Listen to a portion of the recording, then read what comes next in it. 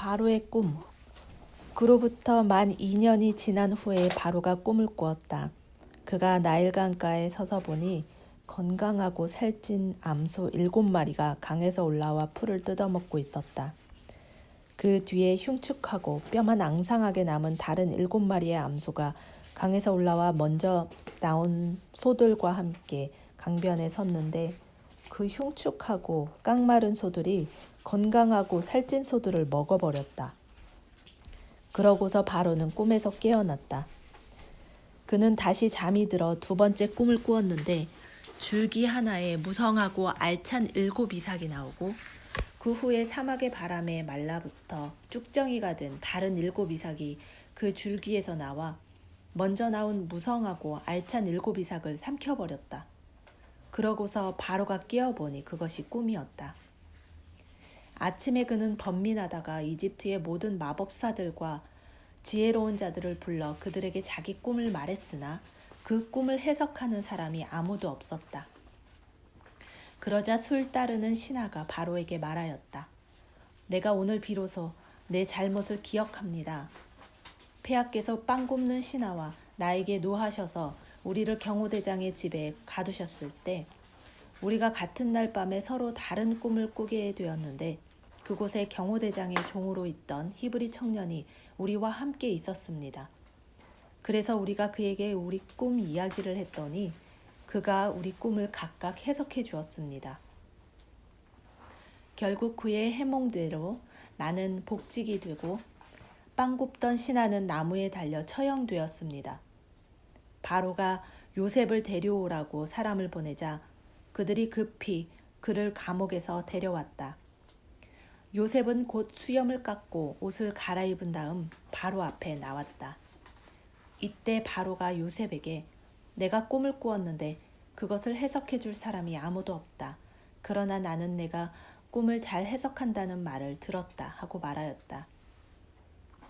그래서 요셉은 나는 할 수 없지만 하나님이 왕에게 그 꿈의 뜻을 말씀해 주실 것입니다 하고 대답하였다. 그러자 바로가 요셉에게 말하였다.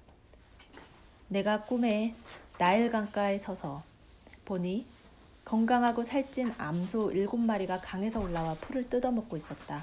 그 뒤에 흉측하고 뼈만 앙상하게 남은 다른 7마리의 암소가 강에서 올라왔는데, 그것들은 내가 이집트의 그 어느 곳에서도 보지 못한 아주 흉측한 소들이었다.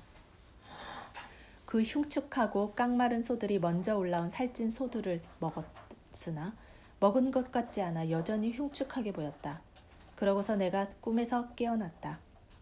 잠시 후 나는 다시 잠이 들었는데 꿈에 보니 줄기 하나에 무성하고 알찬 7이삭이 나오고, 그 후에 사막의 바람에 말라붙어 쭉정이가 된 다른 7이삭이 그 줄기에서 나와 먼저 나온 무성하고 알찬 7이삭을 삼켜버렸다.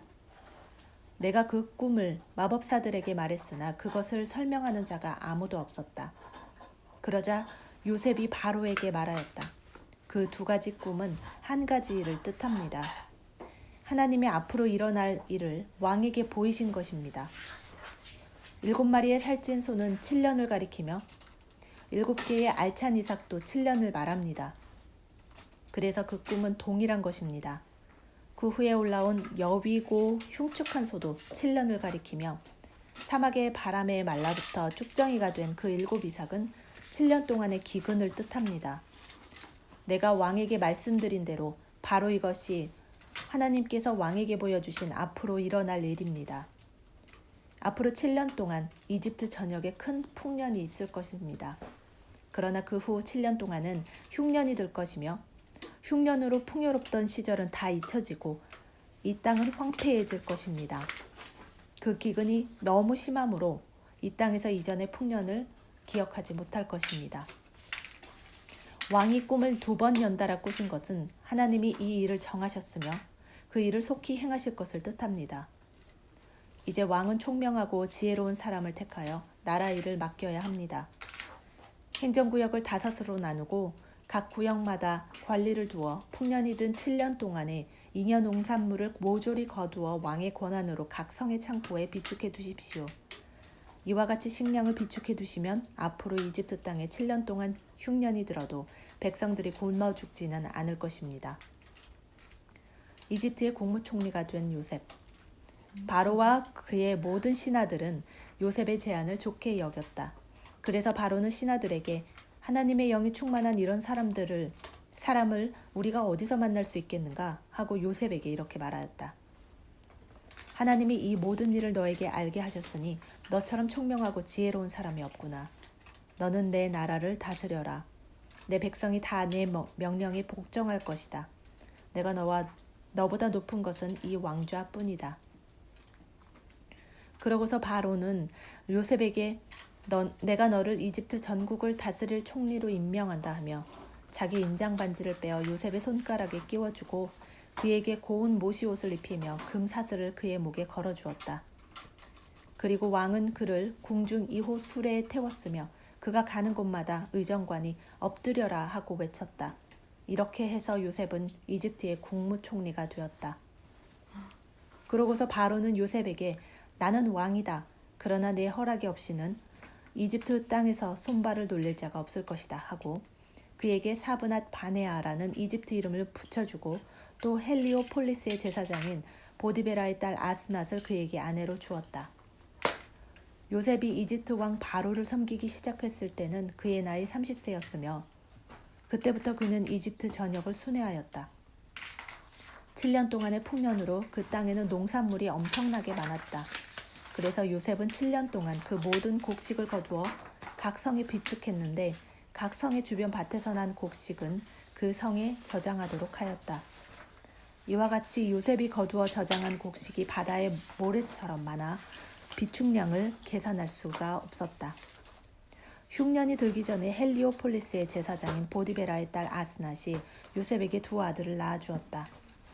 요셉은 장남의 이름을 므낫세라고 짓고 하나님께서 나의 모든 고난과 내 아버지의 집안 식구들을 잊어버리게 하셨다 하였으며 또 둘째 아들의 이름은 에브라임이라고 짓고 내가 고생하는 땅에서 하나님이 나에게 자식을 주셨다 하였다. 이집트 땅에 7년 동안의 풍년이 끝나고 요셉의 말대로 7년 흉년이 시작되었다. 이때 다른 나라에는 기근이 들어 굶주렸으나 이집트 전역에는 식량이 있었다. 그러나 이집트에도 서서히 기근이 찾아들자 백성들은 바로에게 식량을 달라고 부르짖었다. 그래서 바로는 모든 이집트 사람들에게 요셉에게 가서 그가 시키는 대로 하라고 하였다. 이집트 전국의 기근이 너무 심각해지자 요셉은 모든 창고를 열고 이집트 사람들에게 곡식을 팔았다. 그리고 기근이 온 세상을 휩쓸고 있었으므로 다른 나라 사람들도 요셉에게 곡식을 사려고 이집트로 몰려들었다. 요셉의 형들이 이집트로 감. 이때 야곱은 이집트에 곡식이 있다는 말을 듣고 자기 아들들에게 말하였다. 어째서 너희는 서로 쳐다만 보고 있느냐? 이집트에는 곡식이 있다는 말을 들었다. 굶어 죽지 않으려면 그리로 가서 곡식을 사오너라. 그래서 요셉의 10 형제들은 곡식을 사려고 이집트로 떠났다. 그러나 야곱은 요셉의 동생 베냐민을 그들과 함께 보내지 않았다. 이것은 베냐민에게 어떤 일이 일어날지도 모른다는 두려움 때문이었다. 가나안 땅에도 기근이 밀어닥쳤으므로 야곱의 아들들은 곡식을 사러 가는 다른 사람들 틈에 끼어 이집트에 도착하였다. 이때 요셉은 나라의 총리가 되어 모든 백성에게 곡식을 팔고 있었다. 요셉의 형들이 그 앞에 와서 땅에 엎드려 절하자 요셉은 그들을 보는 순간 자기 형들인 것을 알았으나 모르는 척하고 큰 소리로 너희는 어디서 왔느냐 하고 물었다. 이때 그들은 곡식을 사려고 가나안 땅에서 왔습니다 하고 대답하였다. 요셉은 자기 형들을 알아보았으나 그들은 요셉을 알아보지 못하였다. 요셉은 오래전에 그들에 대하여 꾼 꿈을 생각하며 이렇게 말하였다. 너희는 간첩이구나. 너희는 우리나라의 취약지역이 어디인지 알아보려고 온 자들이 틀림없다. 아닙니다. 우리는 곡식을 사려고 왔을 뿐입니다. 우리는 다 한 형제로서 간첩이 아니라 모두 건실한 사람들입니다. 아니다. 너희는 우리나라의 취약지역을 탐색하러 왔어. 우리는 모두 12 형제로서 가나안 땅에 사는 한 사람의 아들들입니다. 막내 아들은 지금 아버지와 함께 있고 하나는 없어졌습니다. 내가 이미 말한 대로 너희는 간첩이다. 너희는 간첩이 아니라는 것을 증명해야 한다. 내가 바로의 이름을 맹세하지만 너희 막내 동생을 여기에 데려오지 않으면 너희가 절대로 이곳을 떠나지 못할 것이다. 너희 중 하나가 가서 그를 데려오너라. 너희 말이 입증될 때까지 나머지는 감옥에 가둬두겠다. 내가 목숨을 걸고 맹세하지만 너희가 만일 그를 데려오지 않으면 너희는 분명히 간첩이다. 그러고서 요셉은 그들을 3일 동안 가둬두었다. 그들이 갇힌 지 3일 만에 요셉이 그들에게 말하였다. 나는 하나님을 두려워하는 사람이다. 내가 시키는 대로 하면 너희 목숨만은 살려주겠다. 만일 너희가 건실한 사람들이라면 너희 형제 중 한 사람만 감옥에 갇혀 있고 나머지는 곡식을 가지고 가서 굶주리고 있는 너희 가족들에게 갖다 주고 너희 막내 동생을 나에게 데려오너라. 그러면 너희가 한 말이 입증되어 너희가 죽지 않을 것이다. 그래서 그들은 그렇게 하기로 합의하고 서로 이렇게 말하였다. 우리가 동생에게 한 일로 지금 벌을 받고 있다. 그가 살려달라고 애걸할 때 우리가 그의 괴로움을 보고도 듣지 않았으니 우리가 이런 괴로움을 당하게 되었다. 그때 르우벤이 그들에게 대답하였다. 내가 그 아이를 해하지 말라고 하지 않았느냐? 그러나 너희는 내 말을 듣지 않았다. 그러므로 우리가 지금 그 대가를 치르고 있는 것이다. 요셉이 통역관을 통해 말했으므로 그들은 요셉이 자기들의 말을 알아듣는 줄을 몰랐다. 요셉은 잠시 그들을 떠났다가 울고서 다시 돌아와 그들과 말하는 중에 시몬을 끌어내어 그들 앞에서 묶었다. 그러고서 요셉은 명령을 내려 그들의 자루에 곡식을 채우게 하고 각 사람의 돈은 그 자루에 도로 넣게 하였으며 길을 가는 도중에 먹을 음식도 그들에게 주도록 하였다. 그들은 곡식을 나귀에 싣고 떠났는데 하룻밤 쉬어가려고 머문 곳에서 한 사람이 나귀에게 먹이를 주려고 자루를 풀어보니 자루 아구에 자기 돈이 들어있었다. 그가 형제들에게 내 돈을 도로 돌려주었다. 이것 봐. 내 자루 속에 돈이 있다. 하자 그들은 두려워 떨며 서로 쳐다보고 어째서 하나님이 우리에게 이런 일을 하셨는가 하고 한탄하였다. 그들은 가나안 땅에 돌아와 자기들의 아버지 야곱에게 그동안에 있었던 모든 일을 보고하며 이렇게 말하였다. 그 나라를 다스리는 사람이 우리에게 엄하게 말하며 우리를 간첩으로 취급하였습니다. 그래서 우리는 간첩이 아니라 건실한 사람들이며 모두 12형제로서 한 아버지의 아들들인데 하나는 없어지고 막내는 아버지와 함께 가나안 땅에 있다고 말해주었습니다. 그랬더니 그 사람은 우리가 건실한 사람임을 입증하기 위해서라도 우리 가운데 한 사람이 그와 함께 그곳에 남아있고 나머지는 곡식을 가지고 가서 굶주리는 가족들에게 갖다 주고 막내 동생을 데려오라고 하였습니다. 그렇게만 하면 우리가 간첩이 아니라 건실한 사람이라는 것을 알고 우리 동생을 돌려보낸다고 했으며 또 우리는 그 땅에서 무역도 할 수 있다고 했습니다. 그러고서 그들이 각자 자루를 쏟아보니 그 자루 속에 자기들의 돈 주머니가 들어있었다. 그들과 그들의 아버지는 그 돈 주머니를 보고 두려워하지 않을 수 없었다. 이때 야곱이 그들에게 말하였다. 너희가 내 자식들을 잃게 하는구나.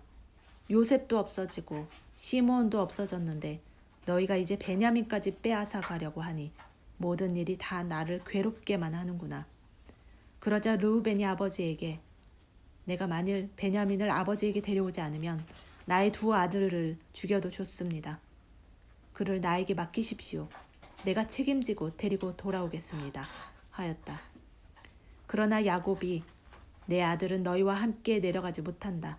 그의 형은 죽었고 그만 남았는데 만일 너희가 그를 데리고 가는 도중에 그에게 무슨 일이라도 일어난다면 너희는 백발이 된 나를 슬픔 가운데서 무덤으로 보내는 자들이 될 것이다 하였다.